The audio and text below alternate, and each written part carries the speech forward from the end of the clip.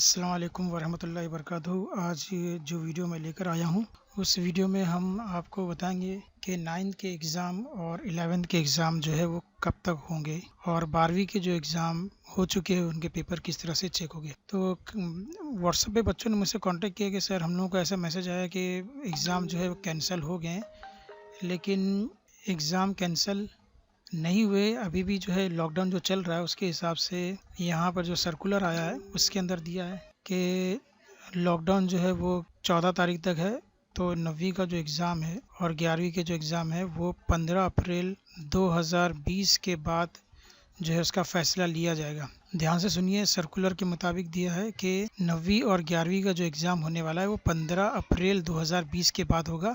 पहली से लेके 8वीं तक के जो है वो एग्ज़ाम कैंसिल हो गए, वो नहीं हो गए, उनको डायरेक्ट प्रमोट किया जाएगा। लेकिन 9वीं और 11वीं के लिए अभी भी कहा गया कि 15 अप्रैल के बाद जो है वो फैसला लिया जाएगा। ठीक है। इसी तरह से जो 10वीं का इम्तिहान है उसमें जो ज्योग्राफी का भूगोल जो एग्ज़ाम है वो उसका भी जो है फैसला 15 अप्रैल 2020 के बाद वो बताया जाएगा कि कब एग्ज़ाम होगा। तो 10वीं के पूरे पेपर हो चुके थे, सिर्फ एक ज्योग्राफी का पेपर रह गया था, वो भी जो है डिक्लेयर होगा 15 अप्रैल 2020 के बाद। तब तक के 15 अप्रैल से पहले कोई भी जो है एग्ज़ाम नहीं होंगे।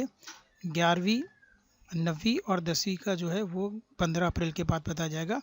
इसी तरह से जो 10वीं और 12वीं के जो एग्ज़ाम हो चुके हैं एचएम के परमिशन के बाद ही जो है टीचर्स अपने घर पर वो पेपर चेक करेंगे। तो ये ज़रूरी बातें थी जो मैं अपने स्टूडेंट्स को बताना चाहता था। उम्मीद है आप लोगों को अच्छी तरह समझ में आ गया होगा। अगर अभी भी आपको कोई शक या शुबा है तो आप मुझे जो है कमेंट्स में लिख कर बता सकते हैं। वीडियो देखने के लिए शुक्रिया।